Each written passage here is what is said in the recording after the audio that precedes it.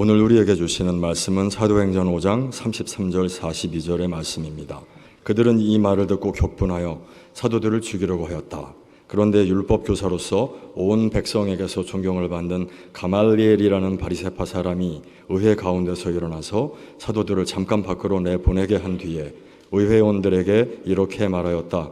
이스라엘 동포 여러분, 여러분은 이 사람들을 어떻게 다룰지 조심하십시오.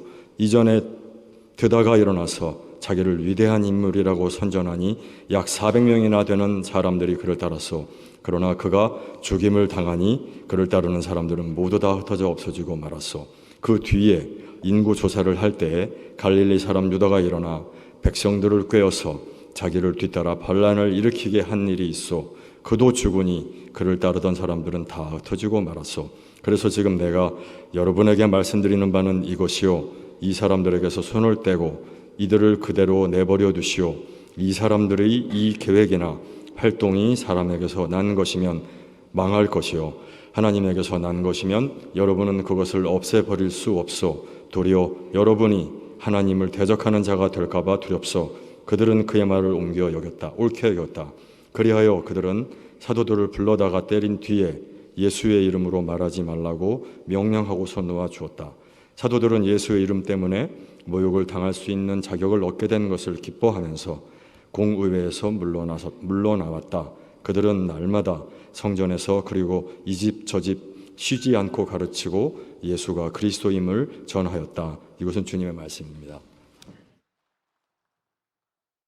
주님의 은혜가 우리 모두의 삶을 진심으로 변화시키게 되기를 바랍니다. 20여 년 전에 뉴저지에서 작은 백인 교회를 목회할 때 독일계 교인이 한 분 계셨습니다. 그분에게는 4자녀가 있었는데 자녀의 배우자들이 인종과 종교가 각각이었습니다. 하나는 가톨릭, 하나는 유대교, 또 하나는 불교인, 그리고 또 하나는 무슬림이었습니다. 의도적으로 그렇게 한 것은 아닌데 그냥 자신들이 원하는 대로 하다 보니까 그렇게 된 것이지요. 제가 처음 부임해서 신방을 했더니 그 교우님이 자녀들의 그런 사정을 저에게 알려주십니다. 그러면서 하신 말씀이 지금도 기억에 남습니다. 아이들이 모이면 저는 같이 있는 동안에는 절대로 입에 올리지 말 주제를 얘기를 합니다. 하나는 정치 문제고 또 하나는 종교 문제입니다. 이 문제만 나오면 아이들이 논쟁을 하고 결국 싸움으로 비화합니다. 그래서 어느 해부터인가 그것을 철칙으로 지키고 있습니다. 그렇게 얘기를 했습니다. 저는 그 말씀을 들으면서 아니, 형제 자매들이 모여서 그런 이야기 할 수도 있지, 그게 싸울 일인가 생각을 했습니다. 정치 문제와 종교 문제는 우리 삶에 매우 중요한 문제입니다. 지금 미국 남부에 계속해서 이 많은 난민들이 몰려드는 이유가 뭡니까? 중남미 나라들의 정치가 망가지다 보니까 생명을 내걸고 탈출하는 거 아닙니까? 정치 문제와 종교 문제는 각각의 사람들의 삶에 아주 중요한 문제입니다. 그렇기 때문에 그런 문제에 대해서 식구들끼리 이야기를 나눌 수 있어야 하지요. 저는 그 어머니가 매우 의견이 강한 분이어서 아마 자녀들이 어머니의 완고함을 배웠나 보다 생각을 했었습니다. 그때까지만 해도 저는 그것이 일부 사람들의 특수한 경우라고 생각을 했습니다. 그것이 2003년 즈음의 일입니다. 그로부터 몇 년 지나지 않아서 이것은 미국과 한국에서 흔히 일어나는 일반적인 현상이 되었습니다. 그것을 우리말로는 양극화, 폴러라이제이션이라 그렇게 부르지요. 사람들의 생각이 완전히 양극단으로 나뉘어 있어서 의견이 다른 사람들이 서로 자신의 의견을 대화하기가 어렵다는 것이지요. 의견이 다르면 헤어지던가 싸우던가 둘 중에 하나밖에는 옵션이 없게 된 것이지요. 그로 인해서 정치적인 문제로 인해서 부부가 나뉘고 부모와 자식이 갈라지고 형제 자매가 다투며 갈라지는 일이 흔해졌습니다. 수십 년 동안 쌓은 우정을 한순간에 원수로 바꾸게 되고요. 한자리에서 모여서 기도하며 찬송하던 교우들이 얼굴을 붉히고 싸웁니다. 담임 목사나 혹은 교회 중직이 자신의 정치적 이념을 공공연하게 표현해서 교회가 어지러워지는 것도 요즘 흔히 일어나는 일입니다. 종교로 인한 갈등과 분열은 그보다 더 오랜 역사를 가지고 있습니다. 어떤 한 종교에 깊이 심취하게 되면 자신의 종교를 절대화하게 되는 경향으로 흐릅니다. 인류 역사의 중요한 갈등과 전쟁은 모두 종교로 인한 것이라고 하는 말이 결코 지나친 과장이라 할 수 없습니다. 그래서 자신의 종교를 다른 사람에게 전하는 것을 불법으로 정한 나라도 있고요. 북한 같은 나라에서는 아예 종교를 가지지 못하게 합니다. 정치 문제이든 종교 문제이든 혹은 다른 어떤 사안이든 자신의 확신을 절대화시키는 경향이 심해졌다는 것이 오늘 우리 시대의 문제입니다. 확신은 좋은 것입니다.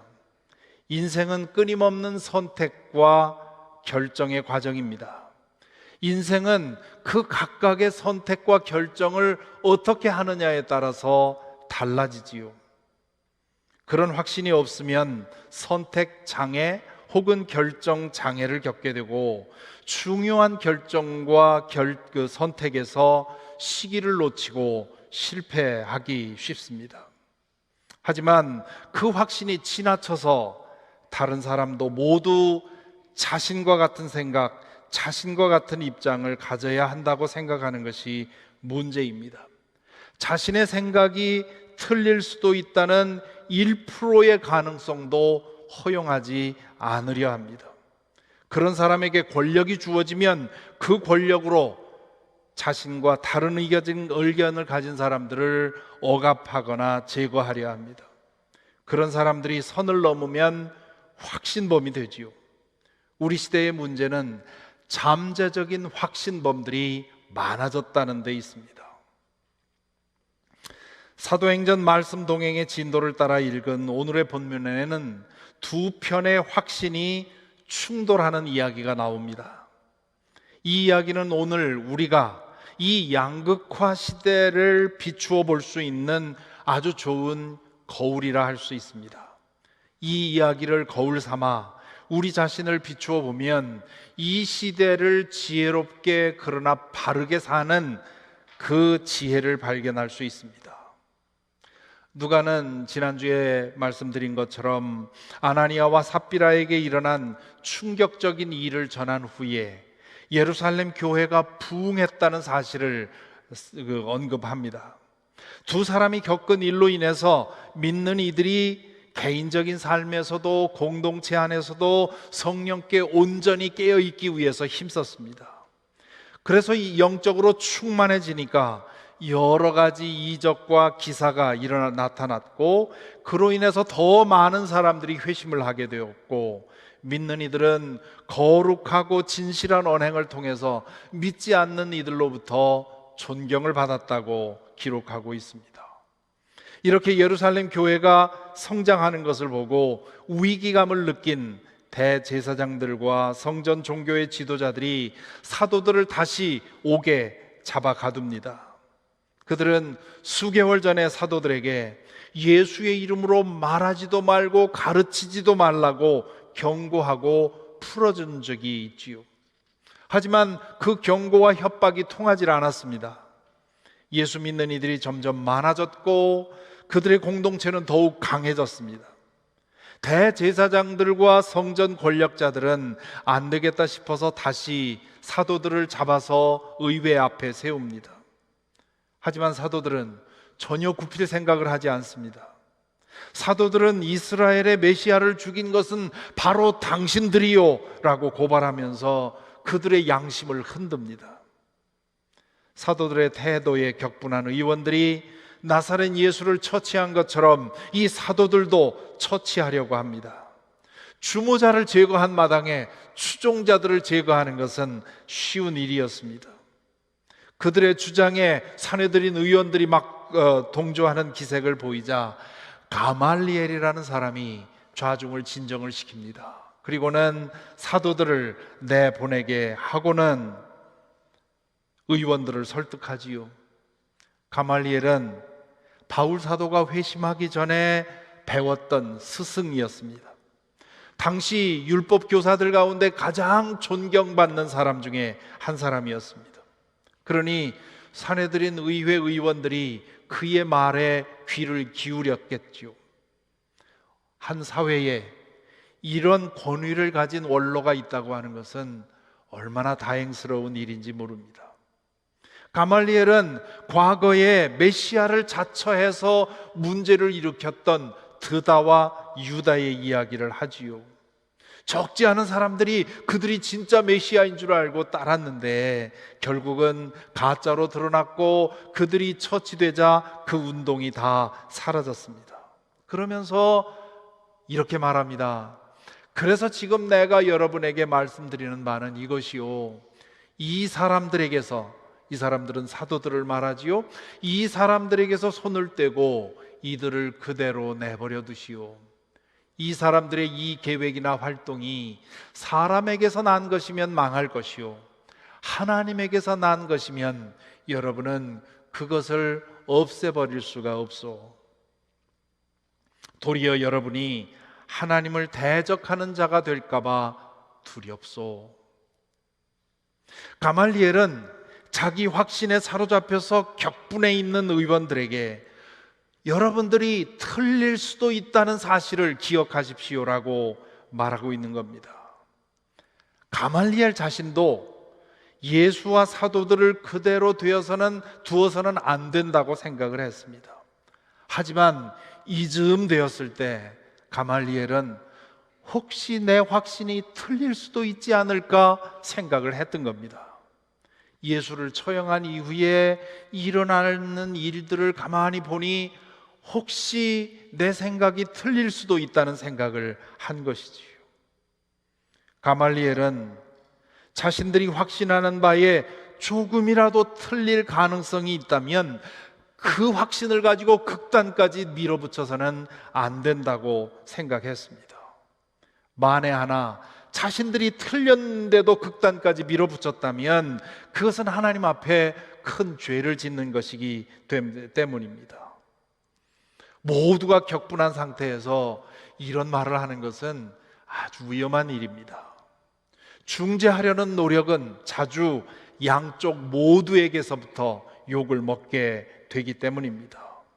그런데 흥분해서 들썩거렸던 사내들인 의원들이 가말리엘의 말을 듣고 잠잠해집니다.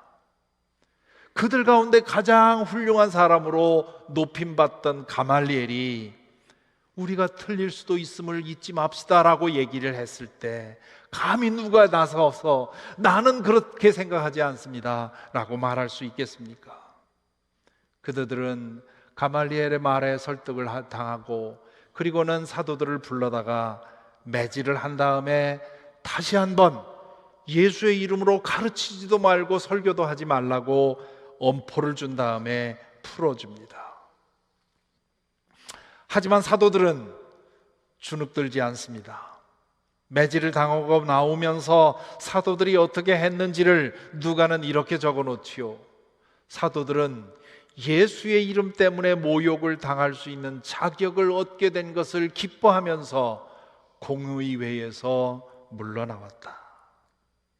그들은 날마다 성전에서 그리고 이 집 저 집에서 쉬지 않고 가르치고 예수가 그리스도임을 전하였다. 이게 웬일입니까? 사도들은 예수의 이름 때문에 매질당한 것에 대해 자랑스럽게 느끼고 기뻐했다는 겁니다. 이 이상한 자부심과 기쁨을 여러분은 이해할 수 있겠습니까? 육신의 고난을 겪으면서도 그로 인해서 오히려 기뻐한 이 이상한 현상을 여러분은 경험해 보셨습니까? 아니면 보신 적이 있습니까? 얼마 전에 수년 동안 장애를 겪고 있던 남편을 보내신 교우님의 말씀이 생각이 납니다. 70대 여인의 힘으로 스스로 움직일 수 없는 남편의 숫발을 드는 것은 보통 어려운 일이 아닙니다. 그런데 뵐 때마다 그분의 얼굴에서 빛이 납니다. 어렵지 않으냐고 물으면 몸은 힘들지만 마음과 영혼은 기쁨이 충만하다고 하셨습니다. 남편에 대한 사랑으로 하다 보니 기쁨이 크다고 하셨습니다. 고통 중에 맛보는 그 이상한 기쁨을 그분은 저에게 증명해 보여주셨습니다. 사랑하는 배우자가 아니라, 사랑의 대상이 배우자가 아니라 그보다 더 크고 높은 존재라면 그분을 위한 희생과 고통은 기쁨일 뿐만 아니라 큰 영광이 됩니다. 윤봉길 의사가 김구 선생을 찾아가서 조국의 해방을 위해서 나를 좀 써달라고 부탁을 하지요. 한동안 그를 지켜본 김구 선생이 얼마 후에 윤봉길 의사를 불러서 내가 지금 하나 계획하고 있는데 이 거사를 당신에게, 임자에게 맡겨도 되겠소? 그렇게 질문을 하지요. 그때 윤봉길 의사가 저는 가슴에, 그 말씀을 들으니 저는 가슴에 번민이 없어지고 제 마음이 시원해집니다. 준비해 주십시오. 그렇게 답을 했다고 하지요. 내가 믿고 존경하는 선생이 나를 믿고 맡겼으니, 그리고 내 희생이 내 사랑하는 조국의 해방을 위해서 조금이라도 도움이 된다니, 그렇다면 내 이 한 목숨 바치는 것, 그것이 자부심이요 기쁨이 된다고 얘기를 하는 것입니다. 이것을 생각하면 사도들이 예수의 이름 때문에 고난받을 때 그것을 영예로 여기고 기뻐했다는 이 이상한 현상을 어느 정도 납득할 수 있습니다. 예수님이 부활하시기 전에 사도들은 그분을 위해서 고난을 자초할 마음이 전혀 없었습니다. 그분이 탁월한 지혜와 놀라운 능력을 가진 분이라는 사실은 알았지만, 그렇다고 해서 그분을 위해서 손해를 감수하고 고난을 자초할 가치가 있다고는 생각하지 않았습니다. 그들은 물론 자신의 생계를 버리고 자기의 가족을 버리고 예수님을 따라다녔지만, 그 따라다닌 이유는 그분을 통해서 출세할 그런 꿈을 가졌기 때문입니다. 그랬기에 예수님이 체포되자 모두 다 달아난 것 아닙니까? 예수님에 대한 태도가, 그들의 태도가 바뀐 것은 부활하신 주님을 만나고 성령의 충만함을 받은 이후의 일입니다.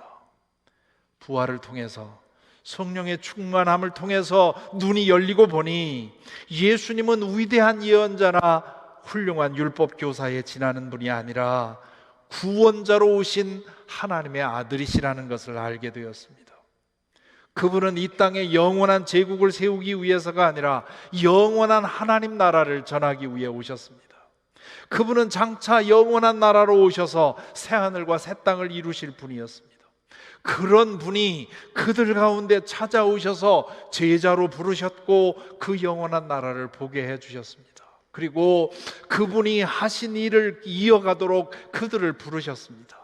이슬처럼 잠시 있다가 사라져갈 자신 같은 존재들을 하나님의 그 영원한 일로 불러주신 것입니다. 그 이후로 예수님은 사도들에게 전부가 되었고 절대가 되었습니다. 그것은 김구 선생이 윤봉길 의사를 믿어주고 거사를 맡긴 것에는 피할 수 없는 그런 영예가 되었습니다. 영원하신 왕이신 그리스도 예수의 제자가 되었다는 사실, 그리고 그 영원한 나라를 위해 모욕당하고 매질당하게 되었다는 것이 영예였고 기쁨이 되었습니다. 그랬기 때문에 그들은 더욱 열심을 내어 그리스도 예수를 전했습니다. 여기서 우리는 두 개의 확신을 봅니다. 한편에는 대제사장과 사내들인 의원들의 확신이 있고요, 다른 한편에는 사도들의 확신이 있습니다. 한편에는 나사렛 예수가 하나님의 아들로 자처하며 무리를 선동하고 있는 영적인 사기꾼이라는 확신이 있었고요, 다른 한편에는 그분이 하나님의 아들이시며 참된 구원자라는 확신이 있었습니다. 대제사장과 사내들인 의원들은 자신들의 확신에 근거하여 자신들과 달리 생각하는 사람들을 억압하고 박해하고 제거하려 했습니다. 그들은 예수에 대한 그들의 의견이 옳다고 생각을 했습니다. 반면에 사도들은 예수님에 대한 그들의 의견을 믿은 것이 아니라 예수 그리스도 그분을 믿었습니다. 그들은 자신들과 다른 생각을 가진 사람들을 미워하거나 배척하지 않았습니다. 그들을 불쌍히 여기는 마음으로 그들에게 예수 그리스도를 전했습니다. 그로 인해서 모욕을 당하거나 박해를 당해도 물러서거나 포기하지 않았습니다. 오히려 더 그것을 기뻐하고 자랑스럽게 생각을 했습니다.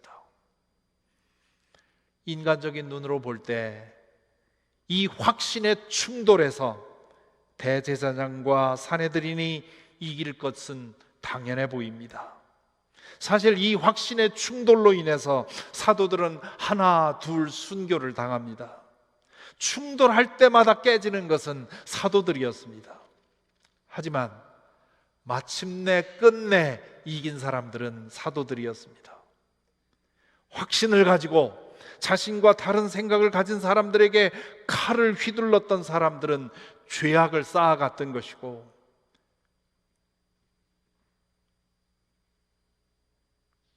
고난을 감수하며 자신의 확신을 따라 산 사람들은 의의를 쌓아갔습니다. 가말리엘이 경고한 대로 그들은 자신의 확신으로 인해서 결국 하나님을 맞서는 잘못을 범하게 된 것이지요. 앞에서도 언급한 것처럼 우리가 살아가는 데 있어서 중요한 문제들에 대해서 의견을 갖고 확신을 갖는 것은 중요한 일입니다. 특별히 어떤 중요한 선택이나 결정을 할 때 그 문제에 대해서 충분히 알고 자신의 입장을 선택하고 그것에 대해서 확신을 가지는 것은 중요한 일입니다. 꼭 필요한 일입니다. 하지만 자신의 확신에 일말의 의심의 여지도 인정하지 않는 태도는 매우 위험합니다. 정치적인 문제도 그렇고 신앙적인 문제도 그렇습니다. 어떤 문제에 대한 확신이 지나치면 악으로 기울기 쉽기 때문입니다. 오늘처럼 양극화가 심한 시대에는 더욱더 확신을 조심해야 합니다. 우리가 어떻게 말하고 행동할지에 대해서 분명한 의견을 가지는 것은 꼭 필요한 일이지만 그것이 지나쳐서 내 생각과 다른 사람들을 혐오하거나 정죄하거나 배척하지 않도록 조심해야 합니다. 우리는 완전하지 않기 때문입니다. 우리가 생각하는 것과 우리가 이해하는 것에는 언제나 한계가 있습니다. 따라서 확신이 도를 지나지 않도록 조심해야 합니다. 잘못하면 하나님의 뜻을 그르칠 수도 있고 하나님의 이름으로 다른 사람들을 정죄하고 저주하게 되기 때문입니다. 자신의 확신이 혹시나 지나쳐 있는 것은 아닌가 싶을 때 분별하는 방법이 있습니다. 자신과 다른 생각을 가진 사람들에 대한 내 마음이 어떠한지를 살피는 것입니다. 만일 자신과 다른 의견을 가진 사람들에 대한 혐오감이 내 마음을 파고들고 있다면 경계선에 와 있다고 생각해도 크게 틀리지 않을 것입니다. 자신의 입장을 지키기 위해서 다른 생각을 가진 사람들을 혐오하거나 배척하는 것은 자신이 틀릴 수도 있다고 하는 불안감을 어떻게든 잊어보려고 하는 노력이라고 할 수 있습니다. 그것을 인정하면 극단으로 가지 않습니다. 하지만 우리의 죄된 본성은 자신이 틀릴 수도 있다고 하는 사실을 인정하지 않게 만듭니다. 그것이 지는 것이라고 우리를 속입니다. 그래서 눈 질끈 감고 내가 옳다고 칼을 휘두르는 것이지요. 정치적인 문제이든 종교적인 문제이든 어떤 사안에 대한 나의 의견을 확신하는 것은 위험한 일입니다. 의견은 진리가 아니기 때문에 그렇습니다. 의견에는 언제나 결함이 있기 때문에 그렇습니다. 사내들인 의원들은 자신들의 의견을 확신하는 잘못을 범했습니다. 반면 사도들은 자신들의 의견을 믿은 것이 아니라 예수 그리스도를 믿었습니다. 자신들의 확신을 전한 것이 아니라 예수 그리스도를 전했습니다. 진리는 스스로를 증명하는 힘이 있습니다. 따라서 진리를 믿는 사람은 자신의 힘으로 그 진리를 증명하려 하지 않습니다. 자신이 믿는 바를 따라서 그 진리를 따라 삶으로 진리가 스스로 말하게 할 뿐입니다. 저는 오늘의 본문을 읽고 묵상하는 중에 양극화가 극심해진 이 시대를 사는 우리 그리스도인들에게 주어진 두 가지의 모순되어 보이는 과제를 발견하게 되었습니다. 그 하나는 평화를 이루는 사람으로 살라고 하는 부름입니다. 예수께서는 당신을 믿는 사람들에게 평화를 이루는 사람들이 되라고 하셨습니다. 불행하게도 미국에서나 한국에서 믿음이 좋다는 이들이 양극화를 심화시키는 원인이 되는 모습을 종종 봅니다. 그들은 확신을 가지고 행동한다고 하지만 실은 자신의 의견을 절대화시켜서 다른 사람들을 혐오하고 배척하고 박해하고 있습니다. 그런 모습으로 인해서 생각 있는 사람들은 점점 더 기독교를 혐오하고 있습니다. 그런 사람들일수록 자신이 대표 기독교인인 것처럼 말하고 행동하기 때문입니다. 우리는 이 상황을 두고 마음 아파합니다. 하지만 마음 아파하고만 있어서는 안 됩니다. 이 상황이 변화되도록 작은 일이라도 해야 합니다. 가장 먼저 할 일은 우리의 의견을 절대화시켜서 다른 사람의 설 자리를 빼앗고 인격을 무시하고 모독하는 데까지 가지 않도록 조심하는 것입니다. 거기서 한 걸음 더 나아가 가말리엘처럼 자신의 의견을 과신한 나머지 다른 사람에게 칼을 들이대려는 사람들을 설득해서 손에 쥔 칼을 내려놓게 해야 합니다. 다른 의견을 가진 사람들이 서로를 존중해주고 협력하며 공동선을 이룰 수 있도록 힘써야 합니다. 우리가 먼저 그렇게 하면서 다른 사람들도 그렇게 할 수 있도록 설득하고 호소해야 되겠지요. 우리 그리스도인들에게 주어진 또 다른 과제는 진리를 더욱더 독실하게 따르며 살아가는 것입니다. 나와 다른 의견을 가진 사람들을 존중하고 인정해 준다는 말은 내 믿음을 포기한다는 뜻이 아닙니다. 내가 믿는 대상은 나의 의견이 아니라 살아계신 예수 그리스도라는 사실을 분명히 인식하고 그분을 믿고 그분의 진리를 따라 살아가기를 힘쓰는 것입니다. 우리가 바라는 것은 나의 의견으로 다른 사람의 의견을 깨뜨리는 것이 아닙니다. 우리가 바라는 것은 다만 나의 삶을 통해 예수 그리스도가 드러나고 증거되는 것입니다. 예수 그리스도가 어떤 분이신지를 드러나게 해서 다른 사람들도 예수 그리스도를 믿게 하는 일입니다. 다른 사람들에게 그리스도를 믿게 하기 위해서 필요한 것은 논쟁도 협박도 회유도 박해도 아닙니다.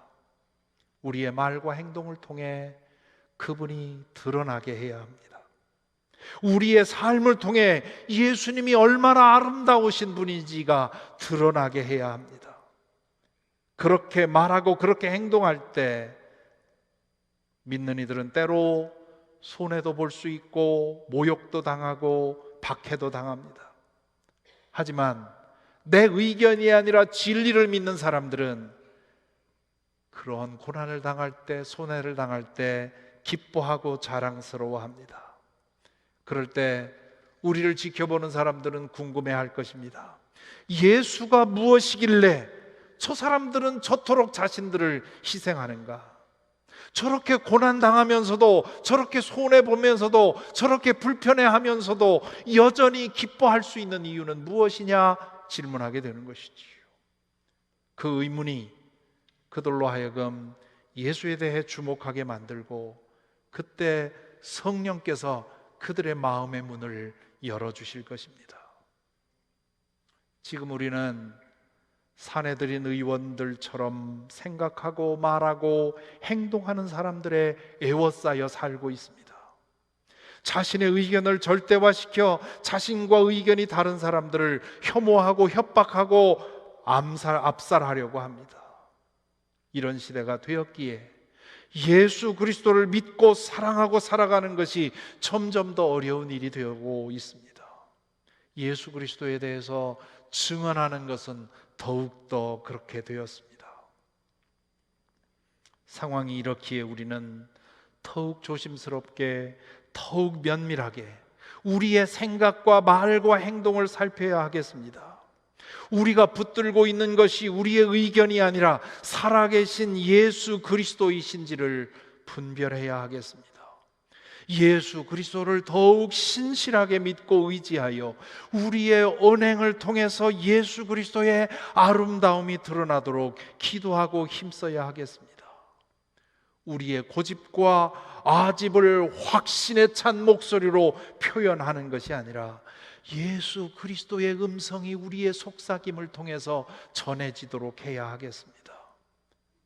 확신에 차서 다른 사람들을 향해 주먹을 내밀 것이 아니라 예수 그리스도처럼 두 팔을 활짝 벌려야 하겠습니다. 그것은 오직 예수 그리스도께서 살아 역사하신다고 하는 믿음이 있어야만, 그것을 믿는 사람만이 행할 수 있는 일입니다. 이것이 이 시대를 염려하며 하나님 나라를 소망하는 모든 믿는 이들의 기도요 소망이 되어야 할 것입니다. 쉽지 않은 일입니다.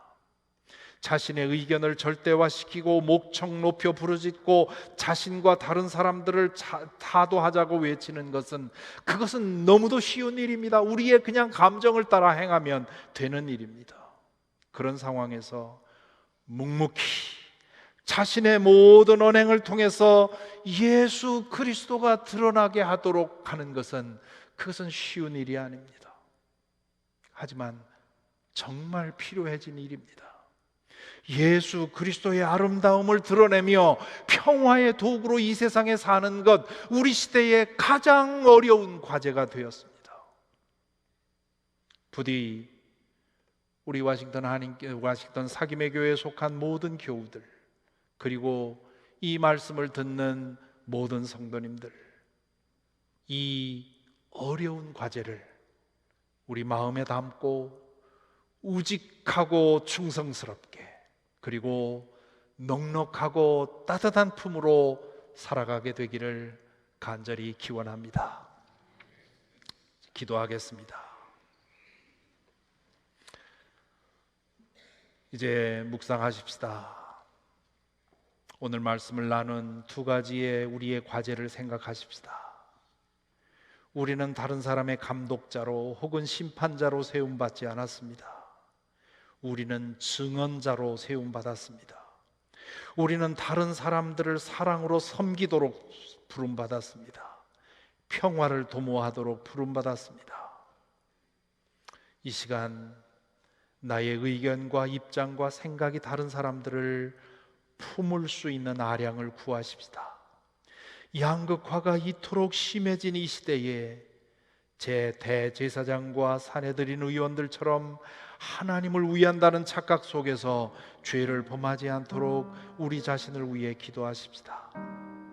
동시에 예수 그리스도께 대한 견고한 믿음 위에 서게 되기를 위해 기도하십시다.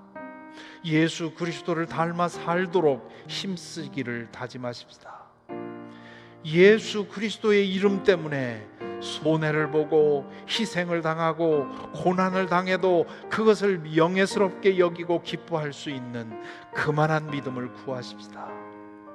그렇게 살아서 우리 각자의 언행을 통해서, 또한 우리 교회가 행하는 모든 일을 통해서 예수 그리스도가 진정한 구원자요 영원한 왕이시요 정말 생명을 바쳐도 아깝지 않은 참된 생명이심을, 그 사실이 드러나도록 주님 나를 인도하옵소서.